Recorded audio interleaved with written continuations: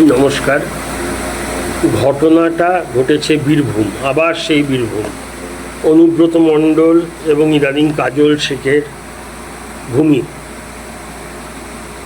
তৃণমূল বনাম বিজেপির ঝামেলা শেষে লাগলো গিয়ে সাম্প্রদায়িক রং।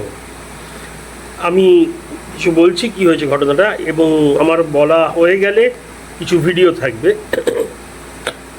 দেখবেন। সন্ধেবেলা বা বিকেলবেলা মহিলারা বিজেপির ঘরে ঘরে গিয়ে জনসংযোগ করছিলেন, তখন সব ঠিকঠাকই চলছিল।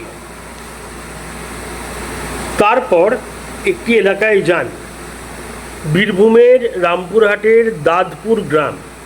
সেখানকার মহিলাদের নাকি প্রায় টেনে আনতে হচ্ছে বাইরে, আর মানে বিজেপির মহিলারা তাদের গ্রামের মহিলাদের টেনে আনতে হচ্ছে, আর যখন নিয়ে আসছেন সেই মহিলারা ঠক ঠক করে নাকি কাঁপছে, এমন ভয়। তখন ওরা জিজ্ঞেস করলেন কি হয়েছে, বলে বিজেপি করা যাবে না, বিজেপি করলে প্রাণী মেরে ফেলবে, বলেছে শুধু তৃণমূল করতে হবে এবং কোনোভাবেই মোদিজির ছবি রাখা যাবে না। তারপরে মহিলারা ওখান থেকে তবু মিটিং টিটিং করে ছোট ছোট গ্রুপে চলে যাওয়ার পর ওনাদের কাছে খবর আসে যে 150-200 মতো তৃণমূলের জিহাদি বাহিনী ঢুকে তাণ্ডব মাচায় এবং ওখানকার বুথ সভাপতি সুভাষ লেট বাবু তাকে মারধর করা হয় এবং তার স্ত্রীকে শ্লীলতাহানি করা হয়, কাপড় চোপড় ধরে টানাটানি এবং অনেক অকথ্য ভাষায় গালাগাল এবং আরও অসভ্যতামি করা হয়, যেগুলো অবশ্যই ভিডিওতে বলা যায় না। সবাই মিলে তখন গিয়ে পুলিশের কাছে কমপ্লেন করেন, কিন্তু পুলিশ নাকি এখনও কোনো পদক্ষেপ নেয়নি, দেখব এরকম করছে। আর যেই নামগুলো এসছে, একজন হলেন পল্টু শেখ, একজন আবির শেখ, একজন আবির আলী। তা ব্যাপার হলো, বীরভূম কি পশ্চিম বাংলাদেশ হয়ে যাচ্ছে? মালদা, মুর্শিদাবাদ এবং দক্ষিণ 24 পরগনার অনেকটা বড় অংশের মতো। কেন বারবার আপনাদের ভিডিওটা দেখবেন পরে জিহাদি কথাটা এসছে, তাহলে নিশ্চয়ই এমন কিছু সাম্প্রদায়িক ব্যাপার হয়েছে, নয়তো এরকমভাবে কেন বলছে? তারপর আরও কিছু বক্তব্য আছে হিন্দু মুসলমান নিয়ে। তা ব্যাপারটা পার্টির লড়াই থেকে কেন? আর এখানে তো বিজেপি করেনি কিছু, ওরা তো প্রচার করতে গেছিল। এবং আপনারা ভিডিওতে শুনবেন, বলছেন সবাই বিজেপিকে, বিজেপি সবাইকে স্বাগত করে, মানে ওই মহিলার কথায়, যারা ভারতীয়, হিন্দু মুসলমান খ্রিস্টান নির্বিশেষে। আর যখন মহিলাদের শ্লীলতাহানির ব্যাপার মতো এত গুরুতর অভিযোগ, তখন তো পুলিশের ইমিডিয়েটলি তৎক্ষণাৎ অ্যাকশান নেওয়ার কথা। এর জন্য তো প্রচুর আইন হয়েছে ভারতে, তাও সন্ধেবেলা।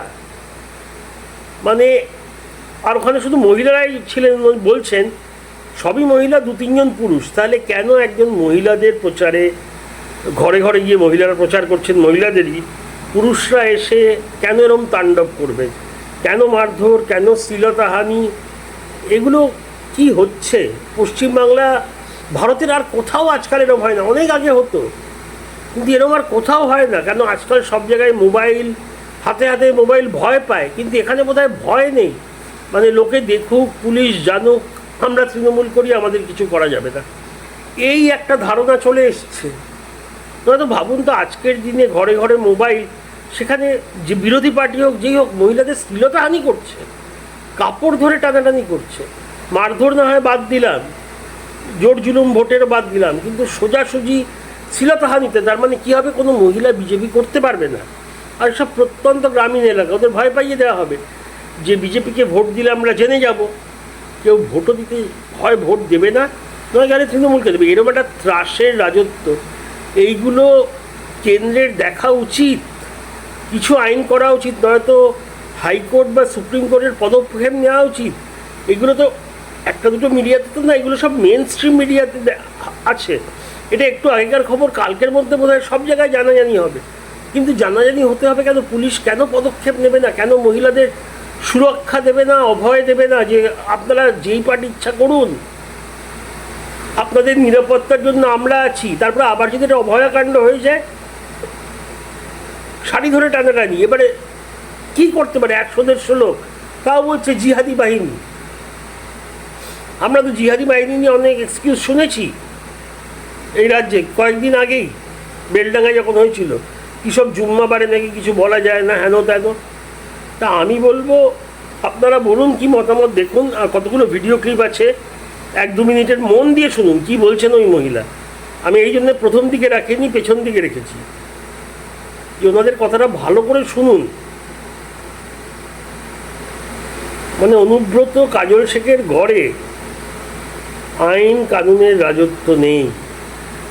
ধন্যবাদ, মতামত জানাবেন। জয় হিন্দ। সুভাষ লেট আছে, সেই সুভাষ লেটকে মারধর করা হয় এবং তার স্ত্রী কাপড় ধরে টানাটানি করে। সেখান থেকে এক আমাদের কার্যকর্তা দাদাকেও মারধর করেছে, সে কিন্তু মাঝে মাঝে দৌড়ে এসে থানাতে এসছে। তারা এসছে, তারা হলো মাল, এরা নতুন মাল। তা আমার একটু প্রত্যেকটি ভাই মা বোনদের কাছে আমার একটা কথা জানতে চাই, মেয়ে বিজেপি যারা করে তারা সেই মহিলারা যদি মাল হয়, তাহলে টিএমসির যে মহিলারা আছেন প্রচার করে বেড়াচ্ছে, তারাও তো মাল। দিদিমণিকে কি, আমাদের মুখ্যমন্ত্রী দিদিমণিকে কি সেই তারা মাল হিসেবে কি চোখে দেখছেন? ভিডিও আছে, যখন সুভাষিস দা আমাকে ফোন করছে তখন রীতিমতো মারপিট হচ্ছে, তার ভিডিও আছে আমার কাছে, আপনারা নিতে পারেন। মুসলিম ভাইরা করছে, পল্টু দা ছিল, আর একটা শেখ ভাই ছিল, সে করেছিল, রকি শেখ ছিলেন। ওই মোদিজি, তুই যদি স্লোগান দেওয়া হচ্ছে, নিজেদের জিয়াদি স্লোগান দেওয়া হচ্ছে, এগুলো কি মমতা দিকে আমি জিজ্ঞেস করছি, এটা কি হচ্ছে? বড় বড় মোদিজি কে বলবো, এই গুন্ডা বাহিনী দিকে সাহায্য করার লেগে, না তো আমাদের নতুন হিন্দুকে এরা আমাদেরকে কখনোই বাঁচতে দিবে। রামপুরহাট পুলিশ যে বিহেভ আজকে করেছে আজকের ঘটনাতে, আমাদের 2জন মহিলা কর্মী, বুথ সভাপতি সুভাষ আমাদের আক্রান্ত হয়েছে, তার বাড়ি আক্রমণ করেছে জিহাদিরা।